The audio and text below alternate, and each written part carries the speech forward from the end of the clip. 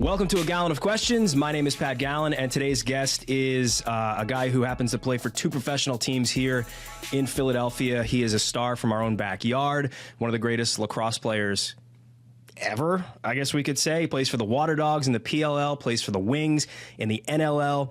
One of the top lacrosse players in the world, Michael Sowers, is here. Mike, thanks, man. Thanks for coming in, dude. Pat, pumped to be here, man. Thanks for having me. You like the humble abode here? This is sick, man. We got the Wings jerseys everywhere. We got to get a Waterdogs jersey. Not a bad place to set up shop. You got the Embiid jersey, yeah. got a jersey.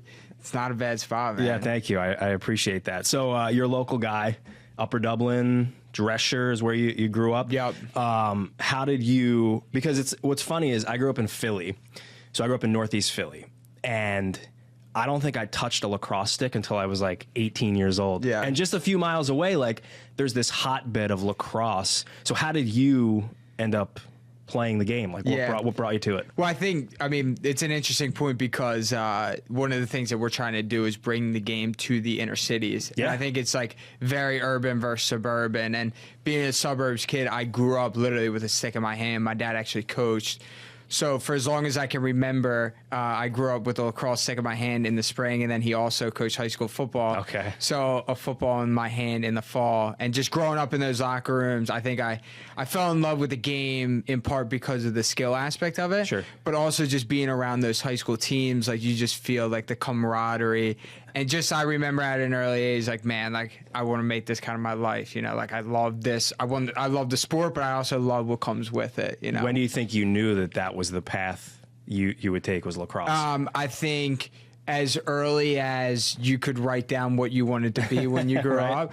I always joke it depended on the season. Sure. Like if the question was asked in the fall, I would say professional football player. Right. In the spring, it would be professional lacrosse player. Now, when I was in sixth grade and it was clear that I wasn't going to bench 225 for 20 reps and run a 4.5 40, I was like, lax is probably my path. So was it your dad then that kind of pushed you to become, you know, the player you are today? I think so. I mean, he was a huge influence. Both my parents were huge influences in different ways. My mom was always kind of the rock, level-headed. My dad's a little bit more old school crazy. So I think I kind of had the best of both worlds there. And then, you know, I grew up, I have two brothers, two older stepbrothers, and we just like grew up playing sports. Yeah. You know, like I think that was a huge part of it too. And one of the reasons that I got so good is because we used to get home and every day after school, just how fast can you grab your stick and get into the backyard? You know, and we had, between all the kids in the neighborhood, we had a full field spray painted in our backyard. So you're just playing all the time, man. That's really cool. I think that's kind of, I don't want to be like the old man, like get off my lawn, but like lost in this generation is that we don't play different sports anymore. Yeah. Kids go in one narrow path like pretty early on in their lives, because you got, you know, baseball, you got the people who are teaching you how to hit or how to try to throw 100 miles per hour. How important do you think it was for you though to play all these different sports and then kind of, you know, mold that into the player you are on the lacrosse field? I think it was pivotal. I think it kind of made me the player that I am today. A lot of people that know lacrosse would kind of say that I move in like an unorthodox style, and that comes directly from the football field. You know, and I think that one of the reasons that I peaked at the right time, my dad literally used to hide my lacrosse stick from me in the fall, so I couldn't touch it. So Interesting. I would have to focus on football, and I think one, you know, you learn so much from the football field, how to move, how to juke, the toughness aspect. But then also, too, like that kept me fresh, and all of a sudden football season finishes, and I pick the stick up, but I can't wait to pick it up. Yeah. You know, I think kids now, they specialize so early, Yes. and they burn out. But then also, too, you just miss the other things. Like I also played hoops growing up, and there's so many crossovers between lacrosse and basketball. So there's just so many things that you can't get from just playing lacrosse that you get from those other sports. That's really interesting. If we're going to take one thing away from this conversation, well, two things, obviously. Go see the Waterdogs play at Villanova, but also June 13, play a June lot 14. of different sports, and it can make you great in whatever path or whatever aspect you want to focus on later in life. So you grew up here, you're a Philly sports fan, which we'll get to. Princeton, Duke, two-time player of the year in college. Princeton's all-time leading scorer still. I can keep going. You want me to keep going? And make you're good right there. Yeah, you're good. So Waterdogs are coming back June 13th and 14th. You guys play at Villanova. how cool is it to be able to play not only once but twice, like in your backyard as a Philly kid? I mean, it's surreal. Like, I think part of it is wearing Philadelphia across your chest. And I think that hit me last year for the first time, seeing the jerseys and just being like, wow. I think more so too, like just for my family and friends, like we'll have 150 plus people at the games, just our friends and family alone. Yeah. So just the ability, like for everybody that I love, to still be able to come together and kind of bond over lacrosse, right in our backyard, and again have another team to cheer for. Like these are the same people like me and you who die for the Eagles. So like to have a team, you know, a lacrosse team that says Philadelphia, for them is like super special. So June 13th and 14th at Villanova. You just mentioned like, you know, urban versus suburban, trying to grow the sport. Specifically, like what are you guys, how do you, if you had to make an elevator pitch, like come out and see us play that weekend, what would you say? I mean, I think for people that haven't been exposed to the sport, it's just such a fun sport to watch. Yeah. And I think that the game's so fast, it's so physical. The guys at that level are so skilled that I think any casual sports fan is going to be like, wow, there's something going on here. Yeah. You know, for kids playing, and I can speak from my own experience, I loved football.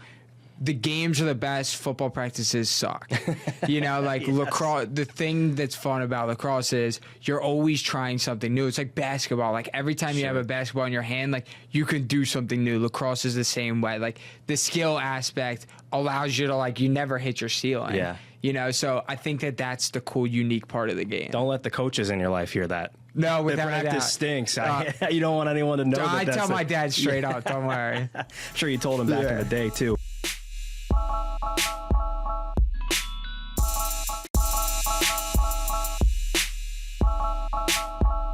We actually had Paul Rabel in last year, and it was really cool because he's so obviously so passionate. This is his baby, you know, getting this off the ground. What now? 7 years ago, about 7 years ago. So it was cool to hear, you know, the early stages of where the league was and where it is now. Where do you think this thing can go? You know, I think that for us, I think the you know, it can go as far as people want to take it. You know, I think that everybody has dreams to make lacrosse or the PLL, you know, put it at the same level as the NFL, the NBA, make it a big four league. And I think that, you know, that's what we're all working towards. And I think obviously the league's done an unbelievable job at that. And I think, you know, again, the more exposure that we can just get people to the sport, I think the better, because I think when you see it, it's something that's easy to get hooked on. I just thought about this and you know, thinking about you playing all those different sports growing up, what Pat Spencer is doing, like one of the great lacrosse players, you know, the last 25 maybe ever, and now with the Golden State Warriors. Like, how crazy is that? Is the ability of someone to be able to do that? It's so crazy, it's like hard to fathom. Yeah, to be honest with you. Like, there's been so many people that have gone the lacrosse route and then gone football, which is unbelievably impressive. What Pat Spencer is doing is like, and I tell people this, are like so far beyond that, like to go and make an NBA roster where they take what, like 10 guys, it's like 12, you know, and then you hear how guys like Draymond talk about him. Like what he's doing is insane. And watching him play, it's like it seems so effortless the way he does it. So I guess he's got lacrosse to thank for that. So again, Villanova Stadium, June 13th and 14th, you can see the Waterdogs, and you can see Michael and his team out there doing their thing. The Wings, so this was your first year with you got traded back to Philadelphia. Was that like mid-season? That was mid-season. Mid-season. So like I said at the beginning, you're playing for two of your hometown teams, which is pretty awesome. But for those that maybe don't know lacrosse that well, almost like two completely different sports within lacrosse. So what's, for you, like, what's that transition like? The transition was really tough, to be honest. I've never played box before. Never? No, never. And essentially I was like, the only way that I'm going to play is if I'm playing for Philadelphia. And so I was fortunate enough to get traded mid-season, and really just wanted to give it a shot, in part because, you know, it makes you such a better overall lacrosse player. It's a different game, different skill set. Sure. And for me personally, like the opportunity to play in Wells Fargo, you know, like growing up a diehard Sixers fan, I remember we had our first shoot around. It was like Saturday morning at 8 a.m. I showed up at 6 a.m. just to like walk around. It's like first day of school vibes. Literally, I couldn't sleep. Yeah, And it was a shoot around. You know, I'm sure the janitor is like, "What the hell is this guy doing here?" But you know, just walking out on the floor and you look up and like 20,000 seats. You see like all the retired jerseys, the old Wings guys, the Sixers guys, the Sixers championship banners, like. I mean, it's cliche, like, but it really, like, it took my breath away for a second. I was like, "Oh, this is crazy." That's really cool. You know, so I think it's been a really cool experience. How do you think your first year went? And do you want to keep going back to it? Yeah, I would love to. I mean, I think for me, you know, the biggest thing is just staying healthy at this point in my life. You know, I'm 27 and hope to play for as long as I possibly can. And obviously staying healthy is a big part. But again, for me as a Philly kid, like having the ability to play for 2 Philadelphia professional sports teams, lacrosse teams, is like pretty unreal, and I'm going to do that for as long as I can. So for those that don't know the difference, you know, like how much more physical is the box sport? It's very physical. I think the best way to describe the differences for non-lacrosse fans would be field lacrosse is much more similar to like some sort of mix between football and soccer, right? Where you're kind of getting up and down the field, you have positions. Box lacrosse, I would say, is literally hockey with lacrosse sticks. That's literally what it is. I think another comparison for soccer fans is you have regular soccer and then you have like the Brazilian version, like futsal, which is played in like much tighter spaces. So I think that, you know, very different games, but I think when you look across other sports, like you see kind of the similar different styles of games. So a lot of guys, maybe I won't say a lot, there are many players in your position that play both. So take us into like, what is it like to be a professional lacrosse player? Because look, you know, you're growing to get to the level of the NBA or NHL or MLS. So how much of a grind is it outside of game weekend, essentially? Yeah, I mean, it's a great question, and I think one of the things that makes professional lacrosse unique is you don't have a lot of guys that live in the home market, right? So a lot of times you're on your own to make sure you're getting your workouts in, make sure you're staying in touch with guys, staying on top of nutrition. You know, we don't have these multi-million-dollar practice facilities where, you know, everything's kind of laid out. We're kind of just doing it on our own. And I think that it's difficult because, you know, again, you got to stay disciplined. But I think for all of us, like the reason that we're doing it is we love the game. You know, like I always joke, like I shouldn't say this, but like sometimes I have to pinch myself, like I get paid to play. Like I would pay to play in some ways, you know. We'll cut that out though. You know, you want anyone to know that, right? I really should stop saying that. I get what you're saying though. It's really cool that you get to do what you love and do it in a space that seems to be continually growing, you know, especially with what they're doing with the PLL. The main reason you're here though is because you're a huge Philly sports fan. So you want to talk about Philly sports? We have to. We have to talk about it. Your fandom goes all the way back, like childhood. You just like, what's your earliest Philly sports memory? My earliest Philly sports memory, I remember the Eagles-Packers NFC Championship, I think it was. When Donovan McNabb hit Freddie Mitchell. 4th and 26. For the 4th and 26. And I remember crying before that, thinking that they were going to lose. That was one of my earliest memories. I also remember, I don't know if that was a divisional game or the NFC Chip, but I remember them beating the Falcons, the Mike Vick Falcons team, in the NFC Chip that year, and then losing to the Pats. So that was like my earliest memories. Was like the McNabb. I remember vividly the TO workout video in the front lawn. So like those are some of the earliest memories.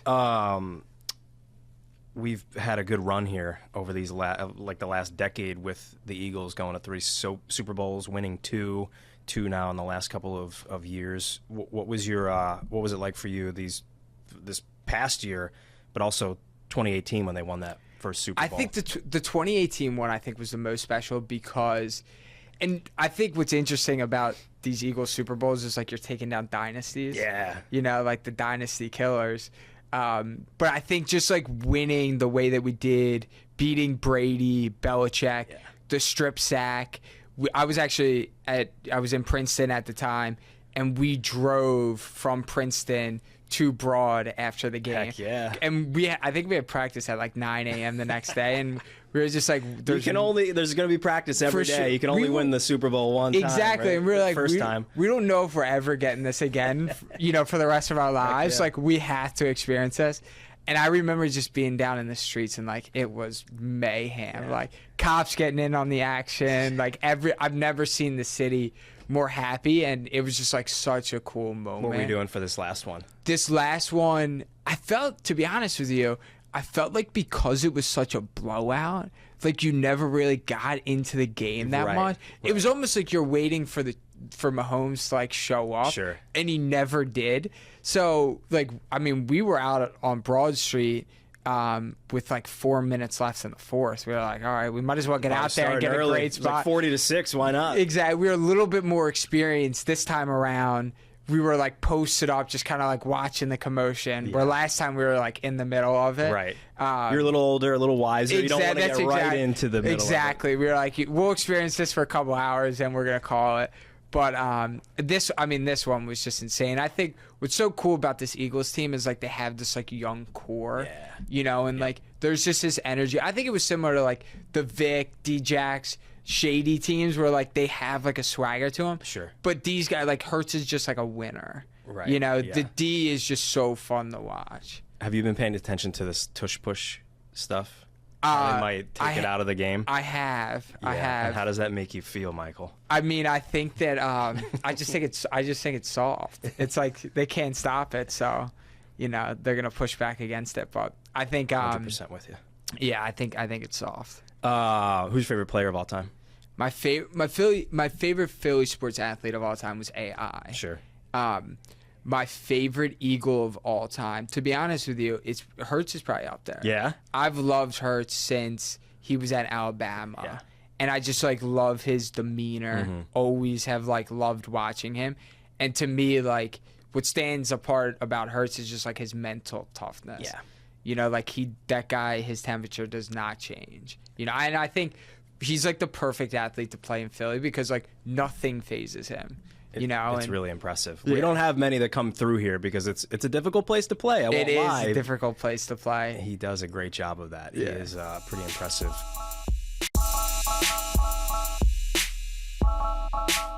Before we let you go, the show is called A Gallen of Questions, so I literally have a gallon can that has questions in it. Love it. Pull it out. We'll see what we can answer here. Grab one. I'll take the can. You can read the first one. Coffee, tea, or other? I'm a black coffee guy. All right. I have to ask how many per day because we have some wild answers. Not a good recently. answer, dude. I'd say I average like 3 or 4 a day. 4 a day. Okay. 3 or 4. Yeah. Actually, not that bad considering some of the answers we've gotten recently. That makes me feel better. Kevin Willard, I tell everyone this. He's the new head coach at Villanova. Told me he drinks 15 cups of coffee per day. Does not seem healthy, and even he said that. He's like, I'll just drink it literally wherever. The sludge on the side of the road, he's like, I'll do it. Lacrosse player that's helped you the most in your career? There's been so many. It's hard to say one. I mean, cliche, I would just say my dad. Like, he played, he coached. Sure. He literally coached me from when I started playing through my senior year of high school. So, big influence. Hey, that works. Give Dad a shout. Most memorable game of your career, high school, college, or pro? I would say the 22 PL championship, winning it in Philly in front of family and friends is crazy. That's a great answer. All right. Let's see how many we can get to here. Favorite Jersey Shore beach? Where do you go? Jersey Shore beach. Where do you go? Where's the family go? So I grew up Ocean City, New Jersey. As we got older, drinking age became a little different. Sea Isle, I'd say, is the spot. Sea Isle is the spot. What's your spot down in Sea Isle? It was La Costa. Of course. Took it away. I think the OD is just a classic. I'm too old for that now, but when I was you're never too old for the OD. What is your pregame ritual? Do you have one? I don't have a ritual. You don't? At all. No, I try and stay like not superstitious at all. It's like whatever comes, I'll roll with it. Yeah, really? Yeah. Okay. Wildest place lacrosse has taken you? Wildest place lacrosse has taken me. I would say I've been to some pretty cool places for lacrosse. I would say probably Portugal. Oh, cool. It was cool, right on the coast. That's awesome. Yeah. Yeah, right? Was it nice weather, beach? Beautiful weather, right on the beach. Couldn't be better. That's awesome. All right, this is a good question because I came up with it. Would you rather get run over by a 6'5" defenseman at full speed or take a 100-mile-per-hour shot off the shin? This is so easy. It's the defenseman. Really? It's happened to me many times. Yep. I don't know how goalies do it. What is wrong with them? I don't know. I have no clue. Screw loose. They're crazy. Screw loose. Favorite athlete in another sport right now? You said Jalen Hurts, but how about beyond Jalen? I'll go back to the Birds, man. I'll say A.J. Brown. That dude he's Monster. unbelievable. Yeah. Specimen. All right, last one. We cleared them out. Favorite restaurant in Philly? So many good food Yep. spots. My teammate Jack Hannes here, and I'm like overwhelming him with how many places you can go.